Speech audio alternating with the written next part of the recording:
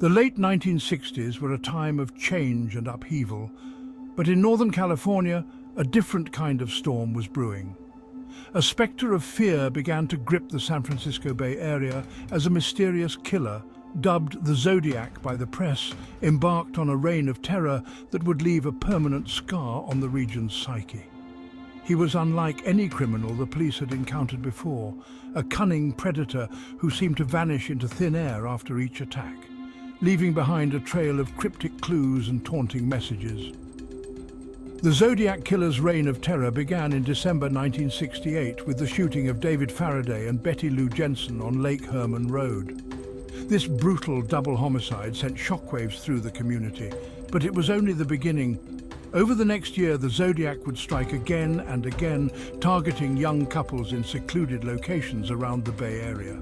With each attack, the body count grew, and so did the public's fear and fascination. The Zodiac Killer wasn't content with just taking lives, he craved notoriety and control. He sent a series of taunting letters and cryptograms to local newspapers, boasting of his crimes and threatening further violence if his demands for publicity weren't met.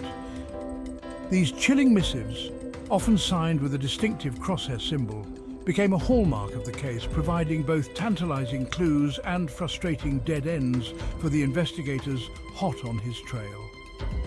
The Zodiac's reign of terror would continue for several years, leaving a trail of unsolved murders and unanswered questions in its wake.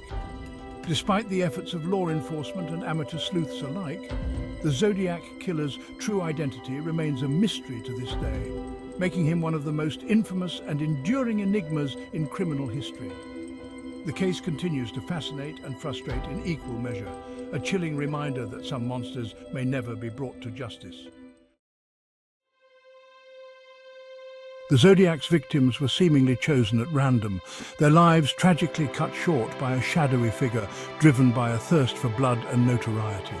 Each attack was carried out with chilling precision, leaving behind a scene of unimaginable horror and plunging the victims' families and loved ones into a nightmare of grief and uncertainty. The first to fall victim to the Zodiac's madness were David Faraday, 17, and Betty Lou Jensen, 16.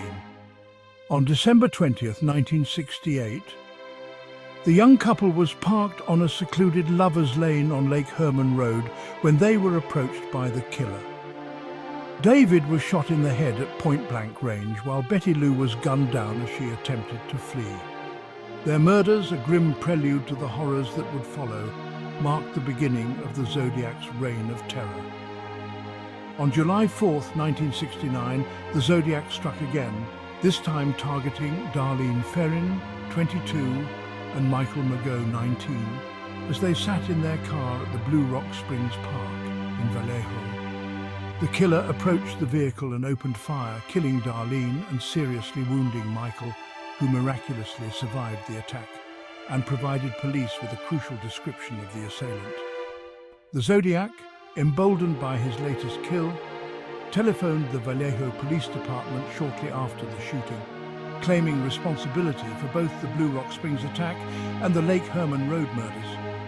Just 2 months later, on September 27, 1969, the Zodiac claimed his next victims, Cecilia Shepard, 22, and Brian Hartnell, 20, who were enjoying a picnic at Lake Berryessa in Napa County. The killer, disguised in a hooded costume with his signature crosshair symbol emblazoned on the front, bound and stabbed the couple repeatedly. Cecilia tragically succumbed to her injuries, while Brian, despite being stabbed multiple times, managed to survive and provide investigators with valuable information about the attack and the killer's bizarre behavior. The Zodiac's final confirmed victim was Paul Stein, a 29-year-old cab driver who was shot and killed on October 11, 1969, in the Presidio Heights neighborhood of San Francisco. The killer, who had hailed Stein's cab, shot him in the head at close range before calmly exiting the vehicle and disappearing into the night. Witnesses provided a description of the suspect, and a bloody piece of Stein's shirt, later sent to the San Francisco Chronicle by the Zodiac himself, would provide forensic evidence linking the murder to the previous attacks. The Zodiac Killer wasn't content with just committing murder. He craved notoriety, seeking to weave his own narrative of terror and control. His primary weapon of choice in this psychological warfare was the written word, specifically a series of taunting letters and ciphers sent to local newspapers, each one a chilling window into the mind of a madman.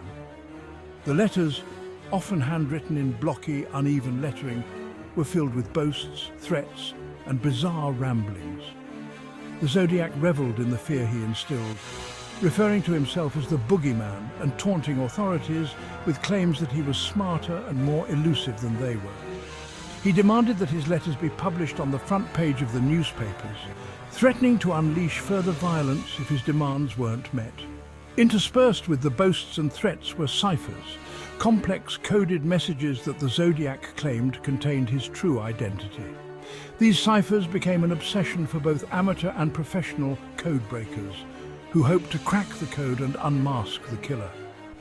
While some of the ciphers were eventually solved, revealing more taunts and ramblings from the killer, others remained impenetrable, their secrets locked away for decades. One of the most infamous of these ciphers was the 340-character cipher sent to the San Francisco Chronicle in November 1969. This complex puzzle, made up of symbols and letters arranged in a seemingly random order, stumped investigators and code breakers for over 50 years. Then, in December 2020, a team of amateur code breakers from the United States, Australia and Belgium announced that they had finally cracked the code. The solution, while not revealing the Zodiac's true identity, provided a chilling glimpse into his psyche. The deciphered message contained more of the killer's trademark boasts and ramblings, including a claim that he was not afraid of the gas chamber and a bizarre request for people to not start wearing down when he reached paradise. The solution to the 340-character cipher, while not providing the definitive answer that many had hoped for, reignited interest in the case and offered a tantalizing glimpse into the mind of one of history's most enigmatic killers. The 340-character cipher, a seemingly impenetrable wall of symbols and letters, stood for over 5 decades as a testament to the Zodiac Killer's cunning and a source of frustration for those determined to unmask him. Its solution, a collaborative effort that spanned continents and generations, marked a significant breakthrough in the case, offering a glimmer of hope that the killer's secrets might yet be revealed. The team responsible for cracking the code was an unlikely trio: David Oranchak, a software developer from Virginia, Sam Blake, an applied mathematician from Australia, and Jarl van Eyck, a Belgian computer programmer and logistics consultant. Using a combination of advanced code-breaking techniques, custom software, and sheer determination, they spent countless hours analyzing the cipher, searching for patterns and anomalies that might unlock its secrets. Their breakthrough came when they realized that the cipher had been constructed using a complex diagonal reading pattern, further complicated by intentional misspellings and grammatical errors designed to throw off potential code breakers.